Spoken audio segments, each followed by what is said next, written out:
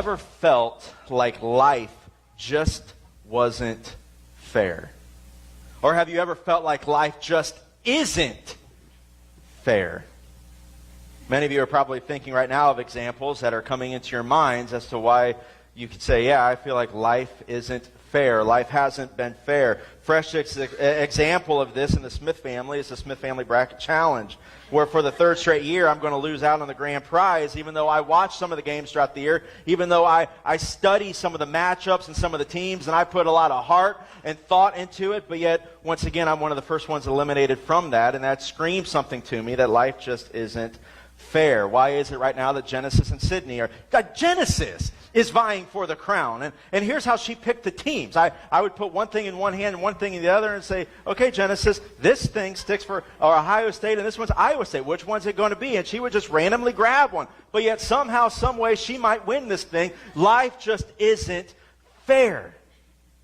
And I'm sure each and every one of you have felt that. You've experienced that. On a much more serious note, some of you may be experiencing things right now where you look at your own life, the things that you're going through, and then you look at somebody else and you think, this just doesn't add up. This just doesn't make sense. We can look around us in this world and see things where one individual, they might be faithfully serving God with everything that they have, and they find their life being one of struggle. Where they're struggling paycheck to paycheck to be able to pay their bills, to be able to make their next payment on their high-miled car. They might be struggling to make their house payment, to pay their utilities, but yet they love the Lord, they serve the Lord, they sacrificially serve the Lord, but then they can look down at their neighbor. And they can look down there and say, why does Leroy and Ethel have a brand new house? Why do they have a brand new car? Why do they have this brand new hot tub and this brand new swimming pool? And they seem to have it all, and they live on Easy Street, and I'm here living on Troubled Avenue, and I'm just not seeing why this just doesn't make sense. I love the Lord, I serve the Lord, and they just live for themselves. I'm over here, I would willingly give everything to somebody, and they over there are accumulating, and that screams to people at times that life just isn't fair. Why is it that a drunk driver can be driving down the road, and there's a head-on collision, and somehow that drunk driver is able to walk away injury-free, but yet the person, that innocent individual who is staying in their lane and got hit head-on, loses their life? That screams out that there's times where life just isn't fair. There's times where you might have promiscuous people who are going out there and they're just living their own way, and it seems like they can conceive children whenever they want to, and they just end an innocent life. But then there's individuals who, man, they're praying and they're standing in the faith and they're agreeing, and they're great individuals who aren't able to conceive, and that screams out that life at times just isn't fair. Why is it that there might be individuals who live recklessly abusing their bodies but live to an old age, but then there's a baby who's born sick and spends a couple years living sick and loses their life at the age of 2.5. That screams out something. Life just isn't fair. Have you ever felt like life just isn't fair? Well, the reality is this. Life isn't fair. We live in a world that's not fair. As I mentioned, many of you might have things that are coming into your thinking right now. Why is it that my loved one had lost their life to cancer? And I prayed for them, and I believed for it. But then there's individuals who haven't prayed, who haven't done anything like that, but now they're cancer-free. I don't get that. Life just isn't fair. On a smaller scale, I'm sure each of us have experienced those times where it's the little things, where it seems like days turning into weeks, turning into months, turning into years, where the little things just begin to pile up. And they continue piling up, and they continue piling up. Where finally those little things appear to be an insurmountable mountain. That how in the world am I ever going to get through this? I truly have more than any one person can handle. And you look at it, and you compare it with somebody else who, again, just has what appears to be an easy life. And it leads you to the conclusion that life isn't fair. Many of you maybe have spent those countless hours trying to figure out what to do with that reality. I mean, how do you handle that? Life's not fair. We live in a world that's not fair. Some of you maybe even have gotten to that point to where you start the blame game, where you blame people. Maybe you blame yourself. Some of you maybe even got to that point where you begin blaming God for what's happening or for what's not happening. And if that's you, I want you to know that you're not the first person to do that, and you won't be the last person to do that. I want you to turn with me this morning to Psalm chapter 73. This morning we're going to spend quite a bit of time laying some groundwork for what's going to be a two-part series titled Avoiding Failing in Life's Toughest Times. The psalm that we're going to read from to begin with, it's written by Asaph, who's one of the men that King David had appointed as a song leader in the tabernacle choir. He was known as a gifted poet, a gifted songwriter. Asaph was a man that the nation would have looked to not only as a worship leader, but they also would have looked to as a spiritual leader. But yet it was Asaph that wrote these words, Psalm chapter 73, verse number 1. Truly, God is good to Israel, to those whose hearts are pure. That's good stuff so far. We see that way. Yeah, that's true. But notice this, verse number 2. But as for me, Asaph speaking, I almost lost my footing. My feet were slipping, and I was almost gone. For what reason? Verse number 3. For I envied the proud when I saw them prosper despite their wickedness. They seem to live such painless lives. Their bodies are so healthy and strong. They don't have troubles like other people. They're not plagued with problems like everyone else. What he's saying is life is not fair. Life is not fair. Life is not fair. Verse number 6, they wear pride like a jeweled necklace, and they clothe themselves with cruelty. These fat cats have everything their hearts could ever wish for. Skip down to verse number 13.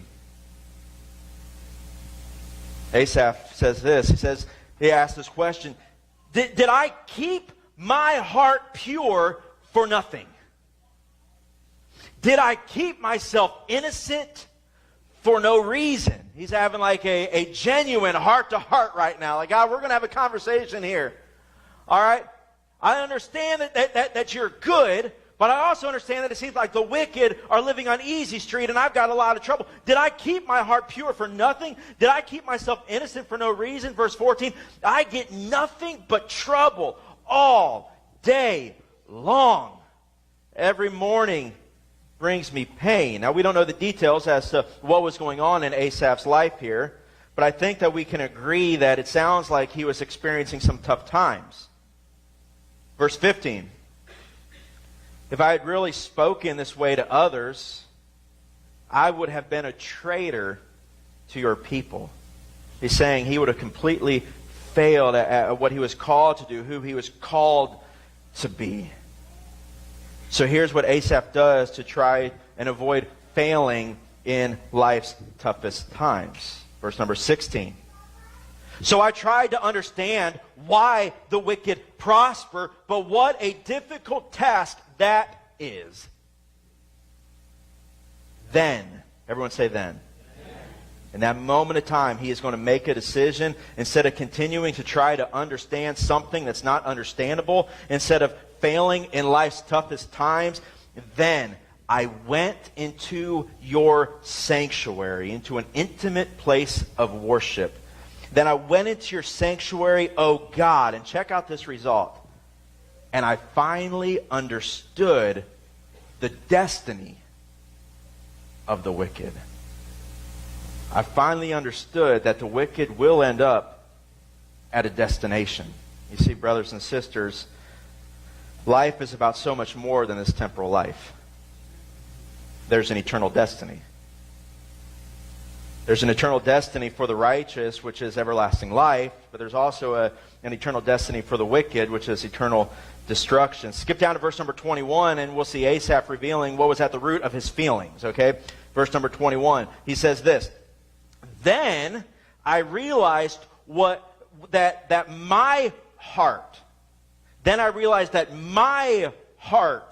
was bitter, and I was all torn up inside. I was so foolish and ignorant. I must have seemed like a senseless animal to you."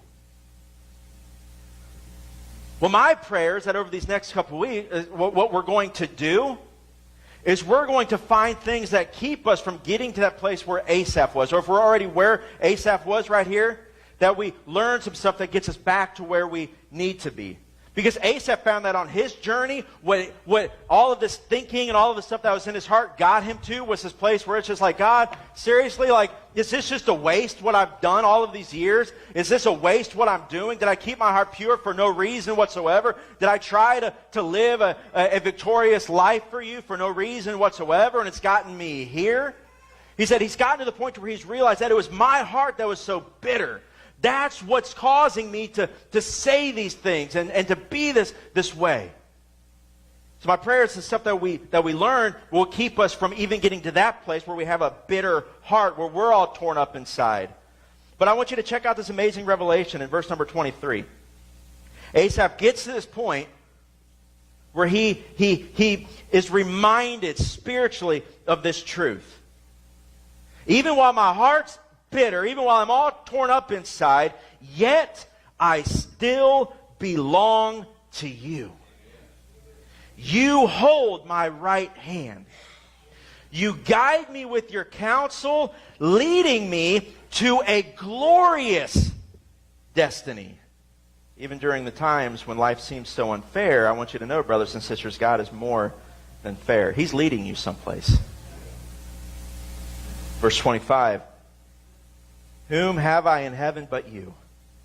I desire you more than anything on earth.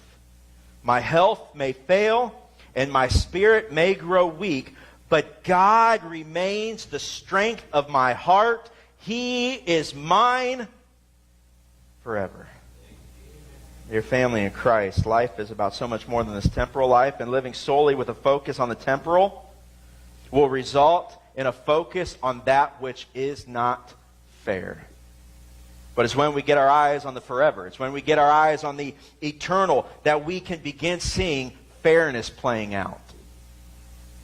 You see, it's with a temporal perspective that we simply see a fallen and an unfair world. But it's with an eternal perspective that we see a faithful and fair God. Did you catch that this morning? With a temporal perspective, it's fallen and it's unfair. With an eternal perspective, it's, God, you're faithful. And God, you are fair. The God that the Apostle Paul describes in Romans chapter 2, verse 11 as a God who does not show favoritism. He's fair. In fact, he's more than fair. So all of that as a backdrop for what we'll be looking at the next couple of weeks. But this backdrop serves a purpose. And that purpose is to get us to the point where we understand three principles. The first one being this: life is not fair, but God is more than fair. His grace, His mercy, His favor, His forgiveness, His faithfulness, His guidance, His provision, all undeserved. How many of you deserve it? It's undeserved, but yet He freely gives it anyway. Life is not fair, but God is more than fair. The second thing being this: life is about so much more than just this temporal life. You have to understand that.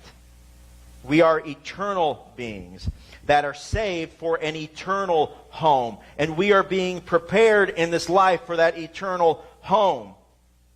And through this life, we have the opportunity of directing others to the very one who brings about that eternal home.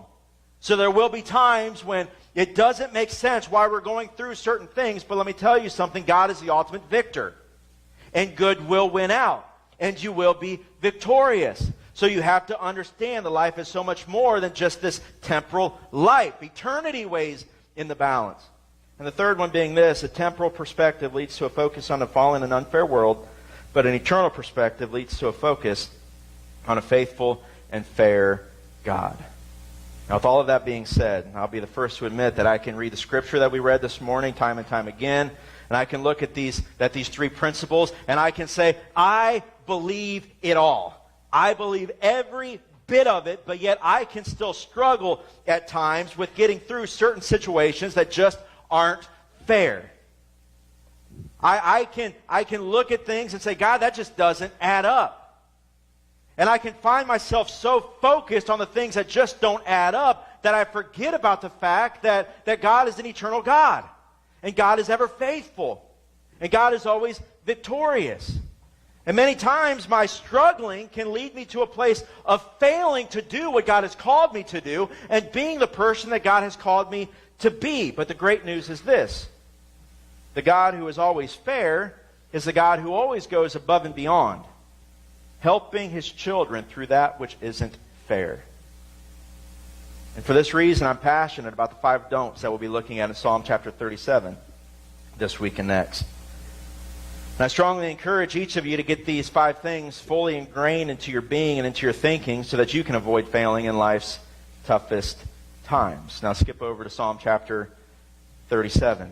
In Psalm chapter 37, we're going to read the wise words of an aged King David. A man who is probably looking back upon his life, and he was seeing where there were seasons of victory, there were seasons of defeat, there were times where things were going great, and he's looking at it saying, man, God, thank you for everything that's happening in my life. This is all I can be focused on, because everything's good around me, so I can say, God, you are so good. But then he's also experiencing times where it seems like he is just living just like how we sometimes can live, just frustrated and looking at individuals and saying, God, why is it that they have it so much better than I? God, why is it that I was given this lot in life? And he's looking back upon a life where he's got mountaintops that he can see, and he's got valleys that he can see. He was looking at times where he was full of faith. Man, I would do anything for him, but then he was also looking back upon his life and seeing those times where he was full of doubt and full of fear. He saw times where he was standing strong, and he saw times where he was falling. He was an aged man who was looking back, and he was seeing that there were times where I was passing life's tests. And he also looked back and saw that there was times where he was failing life's tests. Consider this: David may even have been considering conversations that he had with his good friend and song leader Asaph, the very one who wrote Psalm chapter 73. After all, 19th century English pastor Charles Spurgeon describes Psalm chapter 37 this way. He says, "It is the great riddle of the prosperity of the wicked and the affliction of the righteous." The great riddle of life not being fair. So it would stand to reason that David may have been contemplating even some of the stuff that Asaph had written. Because check out the way that he begins this psalm. He states this, Psalm 37 verse number 1. He says, "Don't worry about the wicked or envy those who do wrong." Now, why would one worry about them, or why would one envy them? Because at times it seems like they have it better than we do. They have it easier. So David goes on to say that you keep this in mind. For like grass, they soon fade away. Like spring flowers, they soon wither. What he's saying is to keep in mind the fact that we are eternal beings. And the stuff of this life, it will wither away. It'll be here one second and gone the next. And if the material stuff's not here one second and gone the next, eventually you'll be here one second and gone the next. He goes on, verse number 3, "Trust in the Lord and do good.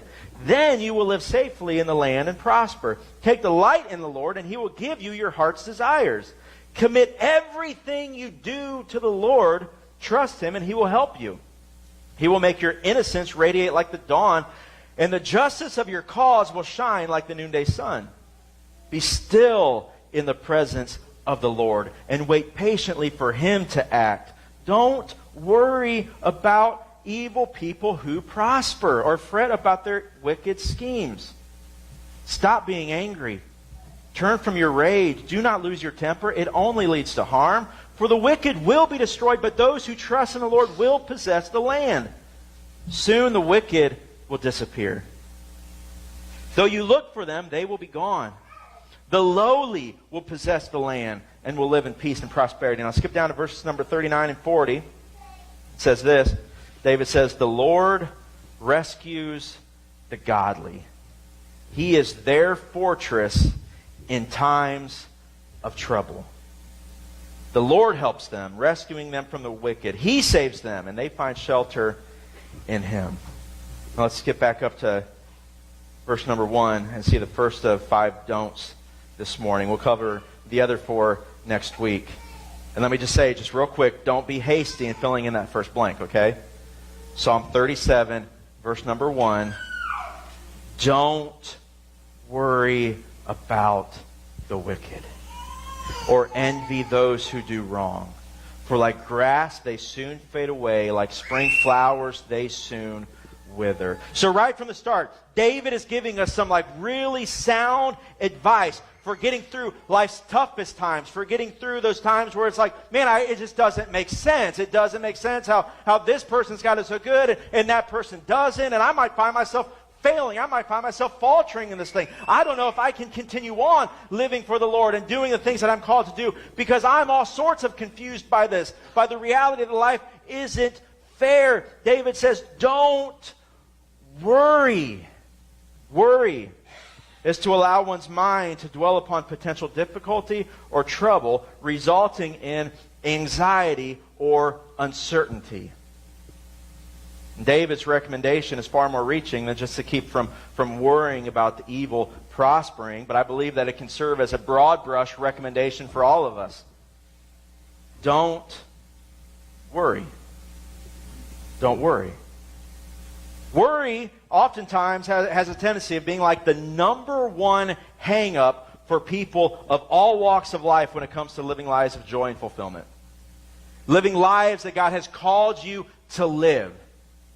Being laser focused on the prize, that high calling, Jesus Christ, from living the life that He's called you to do and accomplishing the things that He has called you to do. Oftentimes worry is that number one thing that'll get our focus off of that and on the stuff around us. Worry is that thief that steals when you have no business being robbed from. And if you went ahead and if you wrote worry in your blank, you wrote the wrong word, so that's why I said don't be hasty in writing the word there. For some of you who did that, you got to listen to me. I'm going to try my best to give you good counsel in this thing called life. But instead of worry, we're going to write a different word because I'm that type of person that for all of my stuff, it's got to be like that same letter. I got to strive for that. So the numbers 2 through 5 are all going to start with the letter F. So here I had to go like old King James Version style and use the word that the King James uses in that. Instead of worry, the word is fret.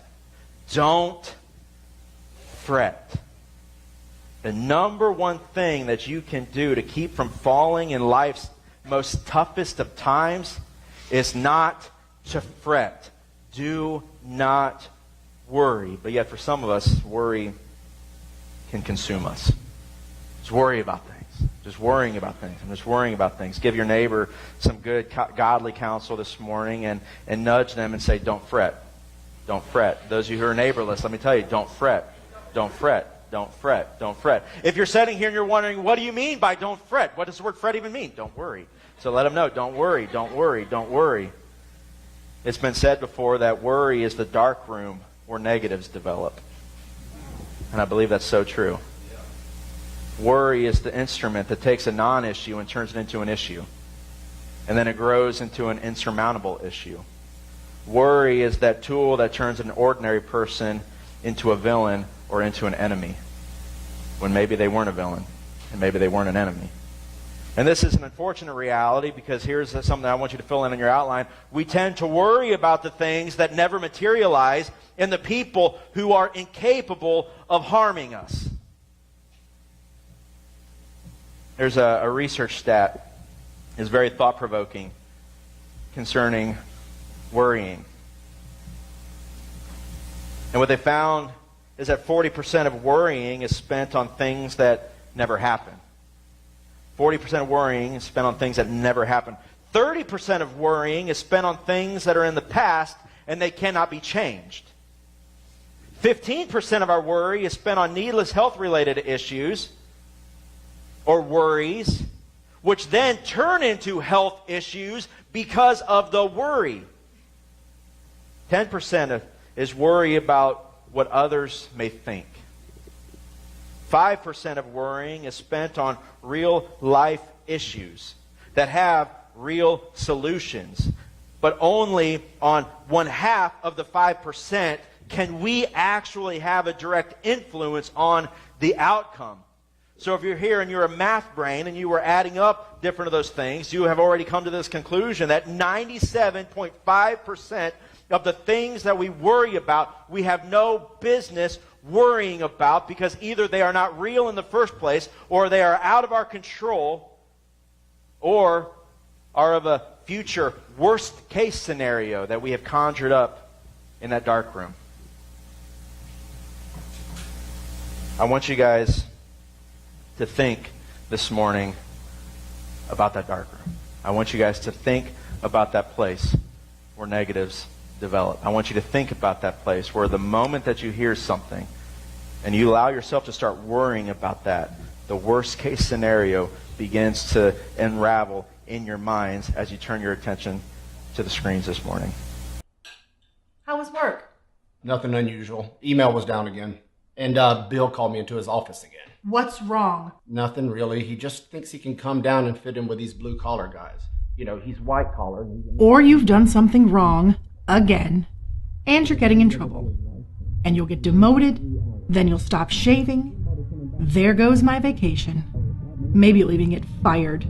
And then you'll do that lazy thing, and I'll have to go back to work. And there goes the house. We had plans for this house. We'll be living out of our car or out on the street, and eventually we'll be forced to move in with your mother. How was your day, Kim? Well, Dana's having a party Friday night, and I thought I could go. But before you freak out, it's not going to be that big of a deal. I mean, y'all guys know her. You're a great kid, but there's no stopping the peer pressure. It just takes one sip and you're hooked. And then there's the smoking and the piercings and the tattoos and the boys.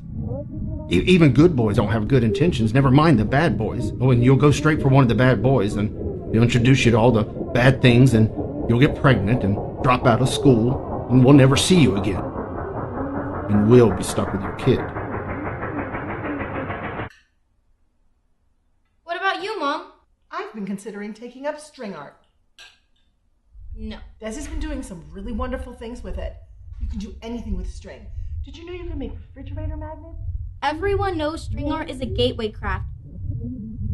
You'll start knitting and making me hats and scarves and sweaters and making me wear those sweaters. And you'll stop dyeing your hair and get those grandma glasses, and you'll want a cat, which will kill my allergies and probably lead to more cats. And you'll want to make things and bring it to my class and embarrass me in front of all of my friends.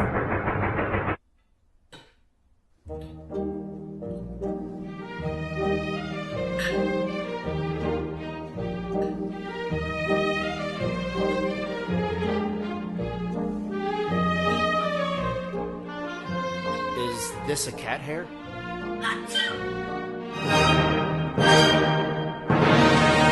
to be honest with each other. How many of you ever experienced that, where you hear of something and then your mind starts taking you like worst case scenario, to where you just like start seeing things that aren't even there? Just like that, is this a cat hair? Well, no, the reality is that's not a cat hair, but your mind is taking you to a place where little things start sticking out to you, where the things that we have no business worrying about begin to harm us. Or maybe it's even the people who aren't out to hurt us begin hurting us, and we think that it's the things and the people that are harming us, but what it really is, it's the worry that is harming us. It's the worry that destroys us. Instead of our focus and energy being on things that will endure life's toughest times, our focus and our energy is on that which will cause us to fail in life's toughest times. In a 2006 article in Time magazine called Why We Worry About Things That We Shouldn't. Jeffrey Kluger writes this. He says, as human beings, we pride ourselves on being the only species that understands the concept of risk. Yet, we have a confounding habit of worrying about mere possibilities while ignoring probabilities. Of building barricades against perceived dangers while leaving ourselves exposed to real dangers. For example, we agonize over the avian flu, which as of December 2006 had killed precisely no one in the United States. But have to be cajoled into getting common vaccinations which control to the deaths of 36,000 people every year. White knuckle flyers routinely choose the car when traveling long distance, heedless of the fact, at most, that there are only a few hundred people who die in U.S. commercial airline crashes every year compared to 44,000 killed in motor vehicle wrecks. We wring our hands over the mad cow pathogen that might be, but almost certainly isn't in our hamburger, yet we worry far less about the cholesterol that contributes to killing over 700,000 of heart disease annually. Shoppers still look askance at a bag of spinach for the fear of E. coli bacteria, which, while filling their carts with fat-sodden French fries and salt-crusted nachos. I can be guilty of that sometimes. But yet, we also will put filters on our faucets. We'll install air ionizers and filters in our homes. We will lather ourselves with antibacterial soap. At the same time, nearly 20% of all Americans still smoke. Nearly 20% of drivers, or more than 30% of backseat passengers, will never wear their seatbelts. And 2/3 of Americans are overweight or obese. In short, here's the conclusion that he comes to. Shadowed by peril as we are, you would think we get pretty good at distinguishing the risks likeliest to do us in from the ones that are statistical long shots. But yet you should be so wrong. I want us to consider this spiritually when it comes to our inability to distinguish the very things that will harm us and the very things that have just materialized in our minds because of worry. I want us to look at a couple passages written by the Apostle Paul. First, he writes to the church of Ephesus, and towards the end of the letter to the church of Ephesus, he shares a final challenge. And I want us to get this into our thinking so that we might be able to better distinguish that which is actually harmless spiritually and that which is actually very harmful spiritually. And that we get our focus off of that which is harmless, and instead we become aware of that which is truly harmful. He says this in Ephesians chapter 6, verse 10. You all with me still this morning? Are good? He says this, a final word, be strong. Nudge your neighbor and say, be strong. How are we going to be strong? Well, you're going to be strong in the Lord and in His mighty power. So understand, brothers and sisters, you can be strong in this thing called life, but only when we're standing in His mighty power. Verse number 11, put on all of God's armor. We're not going to look into the armor this morning. I encourage you to do that sometime, though. But put on all of God's armor so that you will be able to stand firm against all strategies of the devil. How many strategies of the devil? All strategies of the devil. How many of you here this morning know that the devil is very strategic? You have to be mindful of that. You have to be mindful of the fact that he is the real villain whom Jesus warned about in John chapter 10 when he says, the thief comes to steal, to kill, and to destroy. He is very strategic. Now Paul is going to tell us who we are fighting and who we aren't fighting against. Because that strategic adversary will try to flip that and get our attention on that which we're not called to fight against instead of that which we are called to fight against. He'll try to get our focus on things that will deplete us of energy. Verse number 12.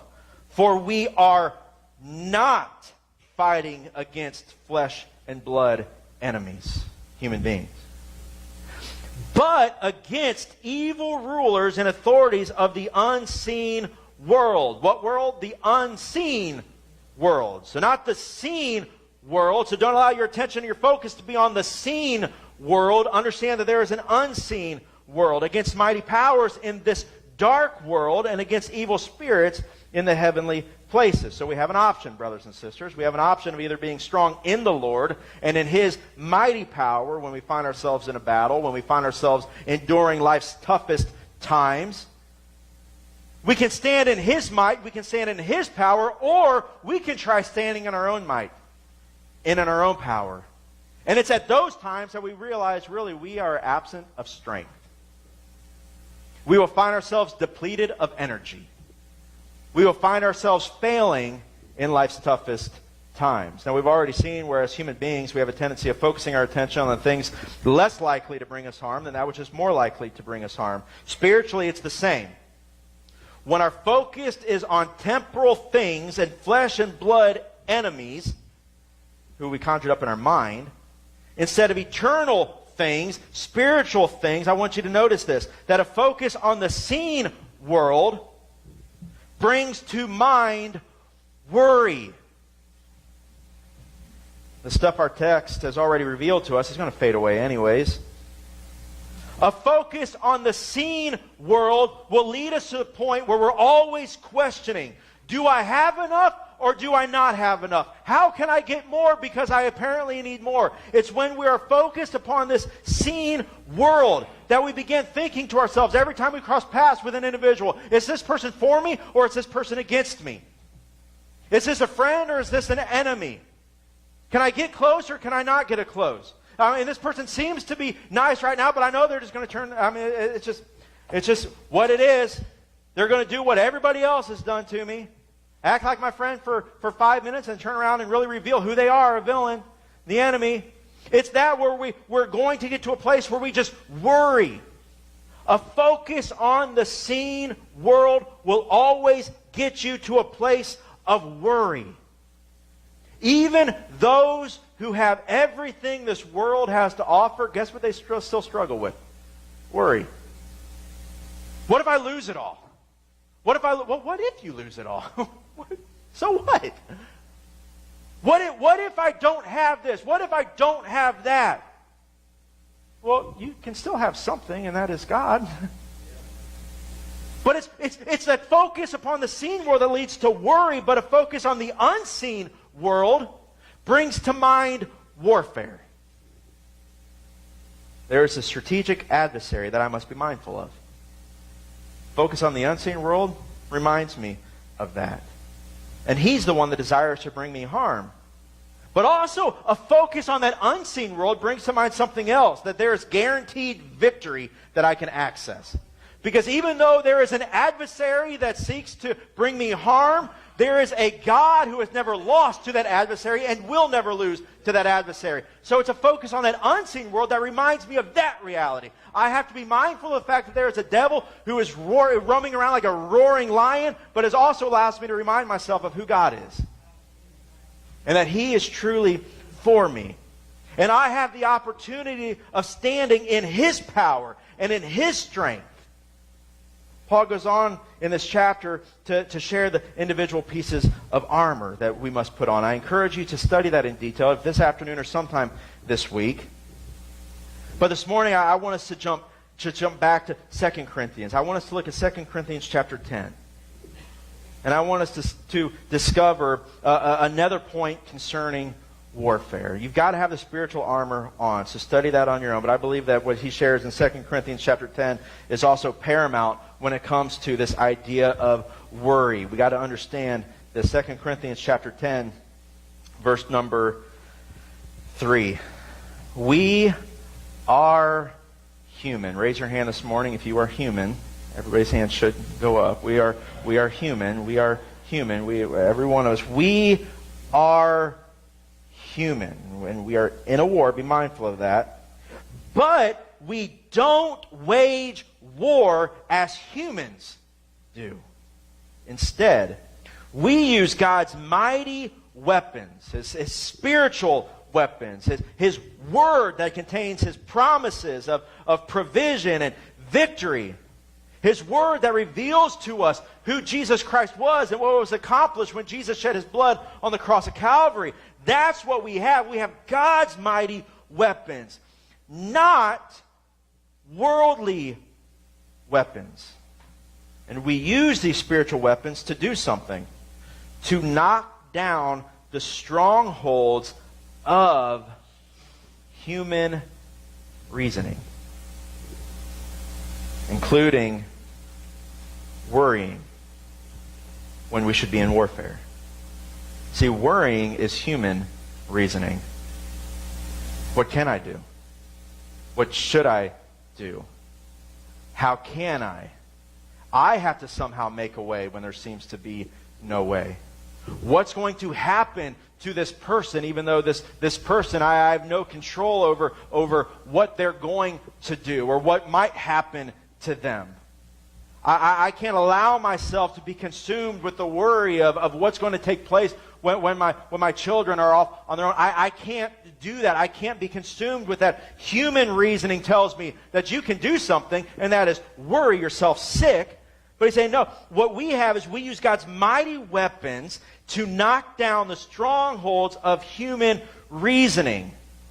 The stuff that gets our attention off of spiritual warfare and gets it on worldly things. And to destroy false arguments, including reasons as to why we should worry instead of worship and why we should worry instead of realizing that we're in warfare. Those false arguments. Verse number 5. We destroy every proud obstacle. Those obstacles of human reasoning and those obstacles of false arguments. We destroy every proud obstacle that keeps people, including ourselves, but especially non-believers, that keeps people from knowing God. Knowing who He is and what He can do. We capture their rebellious thoughts and teach them to obey Christ. Now, by looking at these verses and by simply observing, especially unbelievers' lives, we can see how wrong thoughts and how false arguments can keep somebody from truly understanding who God is and from truly knowing God. But I wish to suggest to you so that we can take it a step further and understand this. This is on your outline. A believer's wrong thoughts, false arguments, a believer's worrying ways can keep an unbeliever from trusting God's ways. It's by our worrying that we tell the world that we don't believe God's big enough. Have you ever thought about that? It's by worrying that we tell the world that God really doesn't value us. I'll probably be the forgotten one.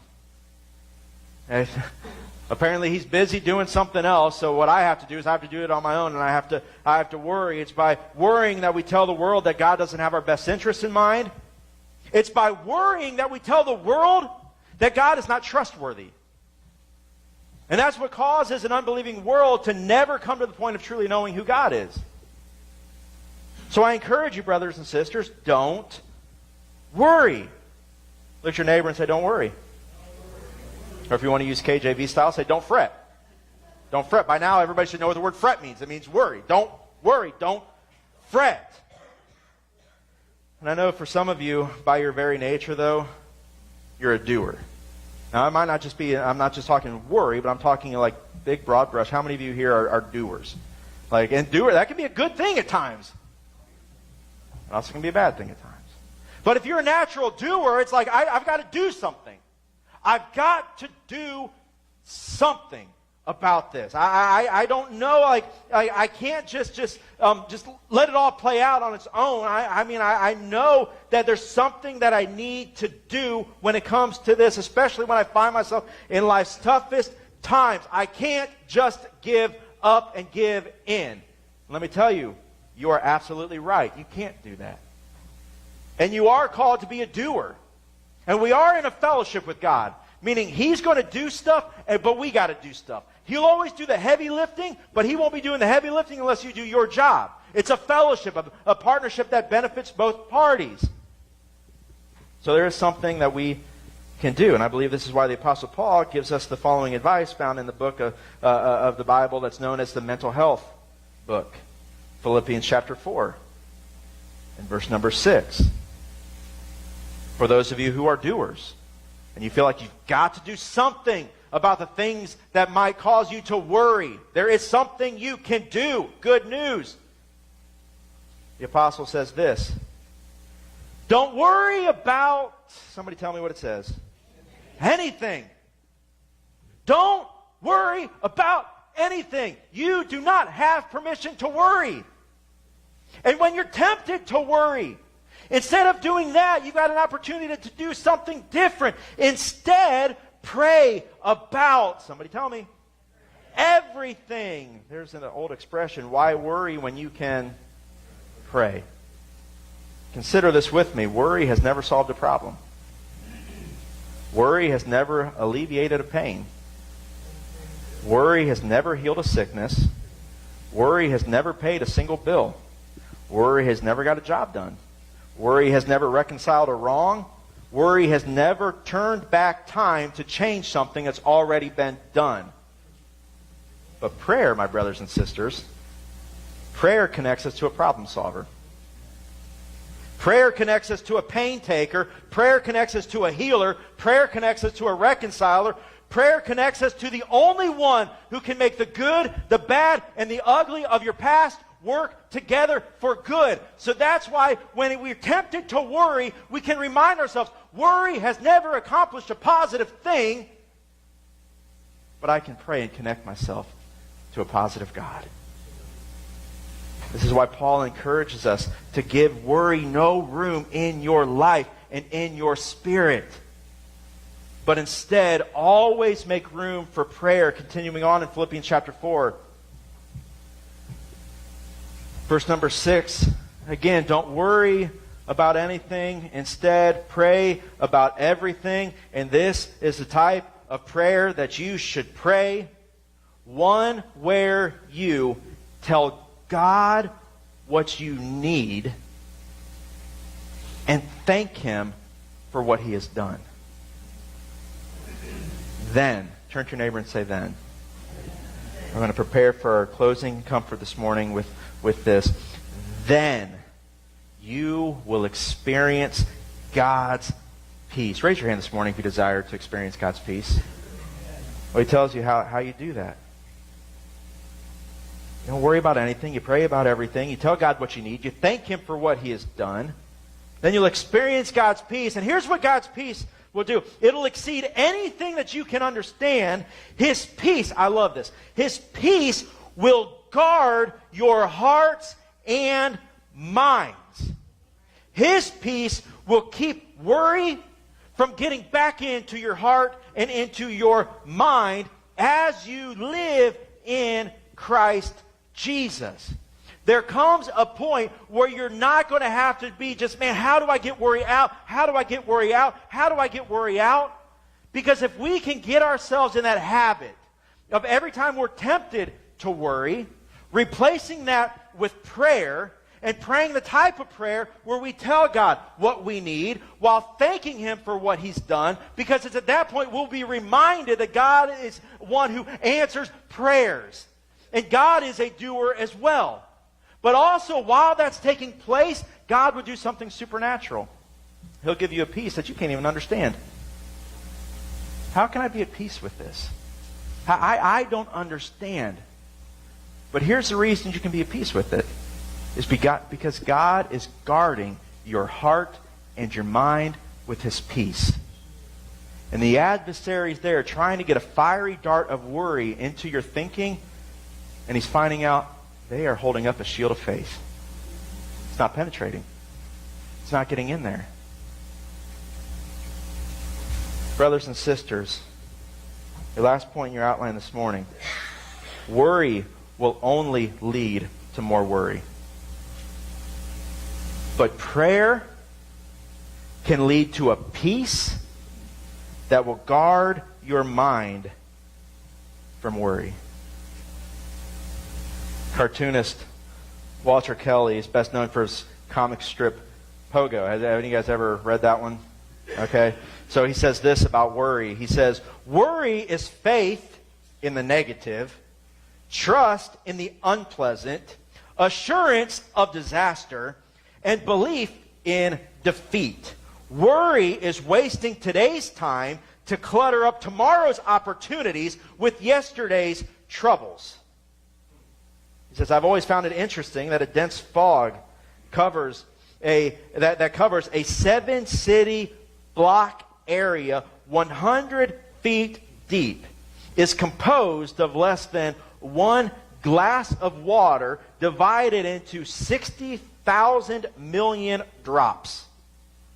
Not much is there, but yet it cripples an entire city. When I don't have anything to worry about, I worry about that. How many of you does that describe?